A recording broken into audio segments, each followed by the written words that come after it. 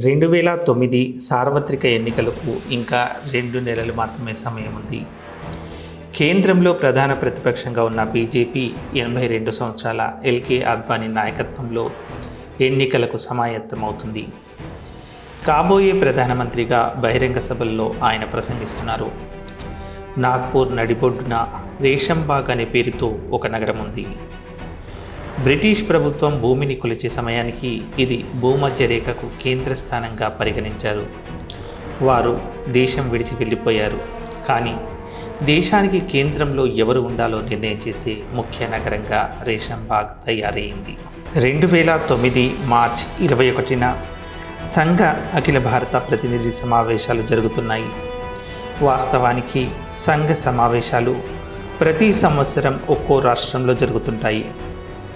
కానీ 3 సంవత్సరాలకు ఒకసారి జరిగే ఎన్నికల సమావేశం మాత్రం నాగ్పూర్లోని కేంద్ర స్థానం రేషంబాగ్లోనే జరుగుతాయి. అలాగే సంఘంలో జరిగే కార్యకలాపాలను అఖిల భారత ప్రతినిధి సమావేశాల్లో నిర్ణయం తీసుకుంటారు. అంతిమ నిర్ణయం మాత్రం సర్సంఘ చాలక్ది. అయితే నిర్ణయాల్లో అత్యున్నత స్థానం సర్సంఘ చాలక్ది అయినప్పటికీ ఆయన కేవలం మార్గనిర్దేశనం మాత్రమే చేస్తారని సంఘ్ నియమావళి చెబుతుంది. ఎన్నిక సంఘులో రెండో అత్యున్నత స్థానమైన సర్ కార్యవాహకు జరుగుతుంది. అది కూడా ఏకగ్రీవంగానే. మరి సర్సంఘ చాలక్గా ఎలా ఎన్నిక అవుతారో అని అందరికీ ఆసక్తిగా ఉంటుంది. ఆర్ఎస్ఎస్ ప్రథమ సర్సంఘ చాలక్ డాక్టర్ కేశవరావు బలిరామ్ హెడ్గేవార్ తన తర్వాత గురూజీగా పిలిచే మాధవ సదాశివ గోల్వల్కర్ను సర్సంఘ చాలక్గా నియుక్తి చేశారు. శ్రీ గురూజీ చనిపోయే ముందు స్వయం సేవకుల పేరుతో 3 ఉత్తరాలు రాశారు. ఒక ఉత్తరంలో బాలాసాహెబ్ దేవరస్ను తన తర్వాత సర్సంఘ చాలక్గా ప్రతిపాదించారు. అలా గురూజీ బాలాసాహెబ్ దేవరస్ను ఆయన తదనంతరం రజ్జుభయ్యగా పిలిచే రాజేంద్ర సిన్హాను ఎంపిక చేశారు. రజ్జుభయ్య వరకు అదే పరంపర కొనసాగింది. రజ్జుభయ్య కొంతకాలం పనిచేసిన తర్వాత నాటి సర్ కార్యవాహగా ఉన్న హెచ్వి శేషాద్రిని ఆ బాధ్యత స్వీకరించమని కోరారు. ఆయన అనారోగ్య కారణాల రీత్యా సున్నితంగా తిరస్కరించారు. అప్పుడు కెఎస్ సుదర్శన్ను ఆ బాధ్యతకు ఎంపిక చేశారు. ఆయన 2000 సంవత్సరం నుండి 2009 వరకు ఆ బాధ్యతలో కొనసాగి విరమించుకున్నారు. ఆ సమయంలో 6వ సర్సంఘ చాలక్గా మోహన్ భాగవత్ ఎంపికైనట్లు జాతీయ మీడియాలో బ్రేకింగ్ న్యూస్ ప్రసారం అవుతున్నాయి. అప్పటి వరకు మీడియాలో ఉన్నవారికి ఆయన గురించి పెద్దగా తెలియదు. కానీ సంఘ స్వయం సేవకులకు మాత్రం ఆయన పూర్తిగా పరిచయమే. భాగవత్ ఎంపిక కూడా వారెవరికి ఆశ్చర్యం కలిగించలేదు. ఎందుకంటే ఆయన అప్పటికే సర్ కార్యవాహ బాధ్యతలో ఉన్నారు. సంఘ చరిత్రను పరిశీలించినట్లయితే సర్ కార్యవాహనే ఆ తర్వాత సర్సంఘ చాలక్గా ఎంపిక అవుతూ వచ్చారు. సంఘ్లో ఒక అప్రకటిత నియమం ఉంది. అదేమిటంటే 72 సంవత్సరాలు దాటిన వారెవరైనా సరే ఆ బాధ్యతల నుండి తప్పుకొని యువ నాయకత్వానికి అవకాశం ఇవ్వాలి. ఇక మోహన్ భాగవత్ గురించి మాట్లాడుకుందాం. మోహన్ మధుకర్ భాగవత్ అప్పటి బొంబాయి రాష్ట్రంలోని చంద్రపూర్లో కర్హాడే బ్రాహ్మణ మరాఠీ కుటుంబంలో జన్మించారు. ఆయన కుటుంబంలోని 3 తరాలు సంఘంతో కలిసి నడిచాయి. వారి తాత నారాయణరావు భాగవత్ సతారాలో ఉండేవారు. ఆయన న్యాయవాద చదువు పూర్తి చేసుకుని చంద్రపూర్లో నివసించేందుకు వలస వచ్చారు. నాగ్పూర్లోని నీల్ సిటీ స్కూల్లో నారాయణరావు సంఘ స్థాపకులు కేశవ బలిరామ్ హెడ్గేవార్తో కలిసి చదువుకున్నారు. పాఠశాల పరిశీలనకు వచ్చిన ఆంగ్లేయ అధికారికి వందే మాతరం నినాదంతో స్వాగతం పలికినందుకు ఇద్దరిని పాఠశాల నుండి బహిష్కరించారు. నాడు దేశ స్వాతంత్ర ఉద్యమం ఉధృతంగా నడుస్తుంది. ఆంగ్లేయులకు వ్యతిరేకంగా దేశవ్యాప్తంగా ఉద్యమిస్తున్న సంస్థ కాంగ్రెస్. అందువల్ల యువకులంతా కాంగ్రెస్లో చేరి ఆంగ్లేయులకు వ్యతిరేకంగా పోరాడుతున్నారు. నారాయణరావు కాంగ్రెస్లో చేరి స్వాతంత్ర పోరాటంలో పాలు పంచుకున్నారు. ఆ తర్వాత కాలంలో డాక్టర్ హెడ్గేవార్ కూడా కాంగ్రెస్లో చేరారు. భారతదేశం బానిస దేశంగా మారడానికి కారణం హిందువుల్లో ఉన్న అనైక్యత అని గుర్తించిన డాక్టర్ హెడ్గేవార్ రాష్ట్రీయ స్వయం సేవక సంఘ్ను 1925లో స్థాపించారు. ఆ సమయంలో నారాయణరావు కూడా సంఘ పనిలో పూర్తిగా లీనమై పనిచేశారు. ఆయనను నారాయణ సాహెబ్ భాగవత్గా స్వయం సేవకులు పిలిచేవారు. ఆయన కుమారుడు మధుకర్ రావు భాగవత్ సంఘలో క్రియాశీలకంగా ఉన్నారు. సంఘ విస్తరణ కోసం మధుకర్ రావును గుజరాత్లో ప్రచారకగా పంపించారు. ప్రచారక్ అంటే అవివాహితుడిగా ఉంటూ సంఘ కార్యకలాపాలకు జీవితాన్ని అంకితం చేయడం. మధుకర్ రావు అంచెలంచెలుగా ఎదిగి గుజరాత్ ప్రాంత ప్రచారకగా బాధ్యతలు స్వీకరించారు. ఆయన కొంతకాలం తర్వాత ప్రచారకగా విరమించుకొని మాలతిని వివాహం చేసుకున్నారు. ఆమె ఆర్ఎస్ఎస్ మహిళా విభాగం అయిన సేవికా సమితి సభ్యురాలు. వారికి 11 సెప్టెంబర్ 1950లో ఒక పుత్రుడు జన్మించాడు. అతనికి మోహన్ రావు అని పేరు పెట్టారు.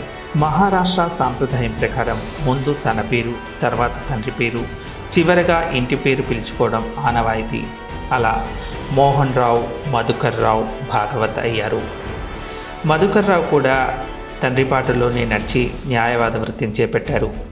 చంద్రపూర్లో న్యాయవాదిగా పేరు గడించారు. మరోవైపు సంఘ కార్యక్రమాల్లోనూ పాలు పంచుకుంటూ అనతి కాలంలోనే చంద్రపూర్ నగర కార్యవాహగా బాధ్యతలు స్వీకరించారు. కార్యవాహ అంటే సంఘలో అత్యున్నతమైన కార్యనిర్వాహక పదవి.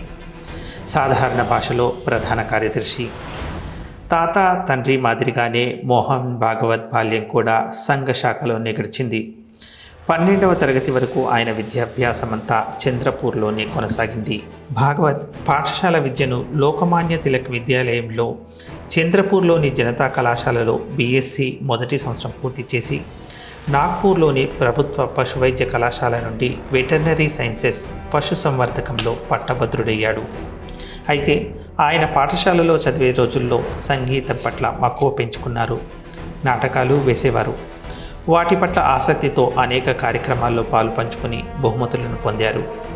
నేటికి వారి కుటుంబ సభ్యుల ఇంట్లో ప్రదర్శనగా ఉంచిన దృశ్యం మనకు కనిపిస్తుంది. తర్వాత వెటర్నరీ సైన్సెస్లో తన పోస్ట్ గ్రాడ్యుయేట్ కోర్సు నుండి తప్పుకొని 1975 చివరి నాటికి తన పూర్తి జీవితాన్ని ప్రచారకగా దేశసేవకు అంకితం చేశారు. భాగవత్ 1977లో మహారాష్ట్రలోని అకోలా ప్రాంతానికి ప్రచారకగా వెళ్ళారు. మోహన్ రావు ప్రచారకగా అజ్ఞాతంలో ఉంటూ ఎమర్జెన్సీకి వ్యతిరేకంగా పనిచేశారు. ఆ చీకటి రోజుల నుండి దేశం విముక్తి అయిన తర్వాత భాగవత్ సంఘలో అనేక బాధ్యతలు నిర్వహించారు. విభాగ్ ప్రచారకగా నాగ్పూర్, విదర్భ ప్రాంతాల్లోనూ పనిచేశారు. 1990 దశకం దేశంలో కీలకమైంది. రామమందిర ఉద్యమం ఉవ్వెత్తున ఎగిసిపడుతుంది. మరోవైపు కాశ్మీర్లో హిందువులను ఊచకోత కోస్తున్నారు. మరికొన్ని ఏండ్లలో ఆ ప్రాంతం దేశం నుండి వేరు కానుందా అన్న రీతిలో అరాచక పరిస్థితులు నెలకొని ఉన్నాయి. అప్పుడు సంఘశాఖలో ఒక ఆటను మొదలుపెట్టారు. ఆ ఆట పేరు కాశ్మీర్ హమారా హై. ఒక స్వయం సేవకు వృత్తమును గీసుకొని అందులో నిల్చుంటాడు. కాశ్మీర్ కిస్కా హై అంటూ మిగతా వారిని ప్రశ్నిస్తాడు. వారంతా హమారా హై హమారా హై అంటూ ఒక్కో అడుగు ముందుకేస్తూ ఆ వృత్తంలో తమ పాగా వేసేందుకు బల ప్రదర్శనకు దిగుతారు. అందరినీ నెట్టివేసిన తర్వాత ఎవరైతే బలవంతుడో అతడు ఆ వృత్తాన్ని ఆక్రమించుకుంటాడు. ఇదే విధంగా 2 జట్లతో ఆటను కూడా ఆడుతారు. బలవంతులే ఆ వృత్తంలో ఉండగలుగుతారు. ఇది సాహస ప్రవృత్తి పెంచే ఆట. అలాగే దేశం కోసం, ముఖ్యంగా కాశ్మీర్ కోసం యువతను సిద్ధం చేసే ఒక సమాయత్త క్రీడ. దేశవ్యాప్తంగా కాశ్మీర్ హిందుస్థాన్గా నహీ కిసీ కా బాప్ కా అనే నినాదం కూడా ఎంతో పాపులారిటీని పొందింది. ఇలాంటి ఆటల రూపకర్త మోహన్ భాగవత్. 1991 నుండి 1999 వరకు అఖిల భారత శారీరక ప్రముఖగా పనిచేశారు. అంటే ఫిజికల్ చీఫ్గా అన్నమాట. యువతలో శారీరక దృఢత్వంతో పాటు దేశం పట్ల అంకిత భావాన్ని, త్యాగ గుణాన్ని పెంపొందించేందుకు ఆటలు దోహదపడతాయని ఆయన తన పర్యటనలో ఘంటాపథంగా చెప్పేవారు. తర్వాత అఖిల భారత స్థాయిలో ప్రచారకుల బాగోగులు చూసేందుకు ఏర్పాటు చేసిన విభాగం ప్రచారక్ ప్రముఖగా ఆయన పనిచేశారు. 59 ఏళ్ల మోహన్ భాగవత్ నూతనంగా బాధ్యతలు చేపట్టినప్పుడు అత్యంత బలహీన సరసంఘటాలకంటూ మీడియా కథనాలు ప్రచురించింది. కానీ 2014 తర్వాత పరిస్థితులు తారుమారయ్యాయి. బలవంతమైన కేంద్ర ప్రభుత్వాన్ని సాహసోపేత నిర్ణయాలు తీసుకునే ప్రధానమంత్రిని నడిపిస్తుంది సంఘమే అంటూ అవే నేడు కథనాలు ప్రచురిస్తున్నాయి.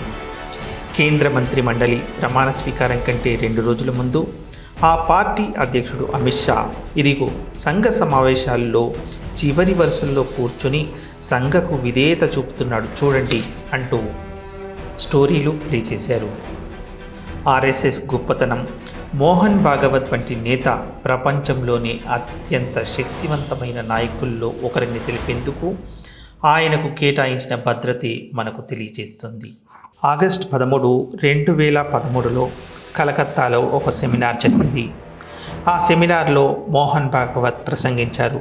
అనంతరం జరిగిన పత్రికా విలేకరుల సమావేశంలో ఆయన ఇష్టాగోష్ఠిగా మాట్లాడుతూ ఒక్క మోదీ మాత్రమే ఇప్పటి వరకు సంఘ్ ఆలోచనలతో ఏకీభవించి పనిచేస్తున్న రాజకీయ నాయకుడు అంటూ ప్రశంసించారు. ఆ సమయంలో మోదీ గుజరాత్ ముఖ్యమంత్రిగా ఉన్నారు. ఆయన ప్రకటన చేసిన సరిగ్గా నెల రోజుల తర్వాత అంటే సెప్టెంబర్ 13, 2013లో బీజేపీ పార్టీ నరేంద్ర మోదీని అధికారికంగా ప్రధానమంత్రి అభ్యర్థిగా ప్రకటించింది.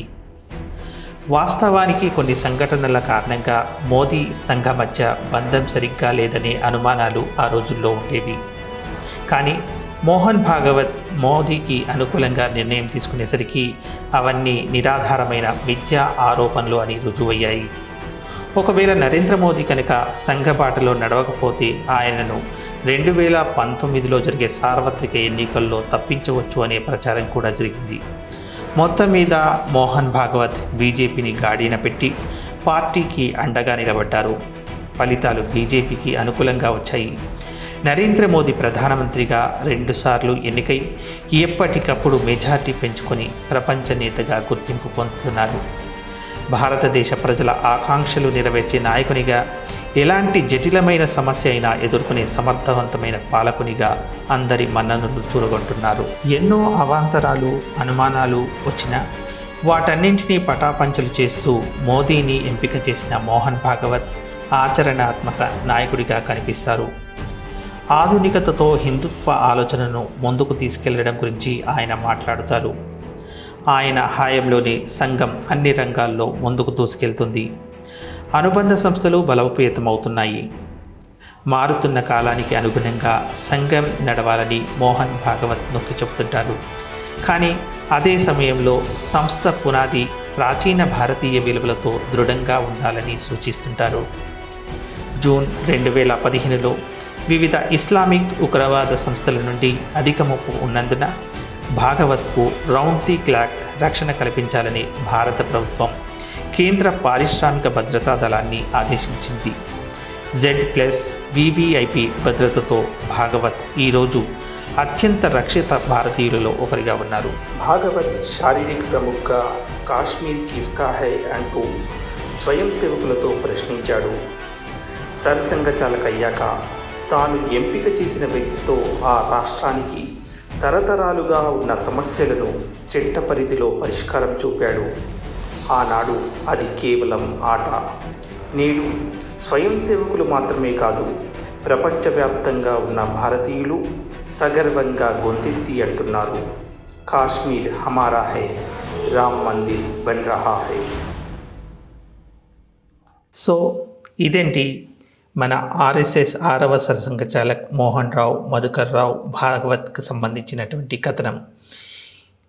ఈ వీడియో కనుక మీకు నచ్చినట్లయితే లైక్ చేయండి, మన మిత్రులకు షేర్ చేయండి, కింద కామెంట్లో మీ అభిప్రాయాలను తప్పక వ్యక్తం చేయండి. నమస్కారం, సెలవు.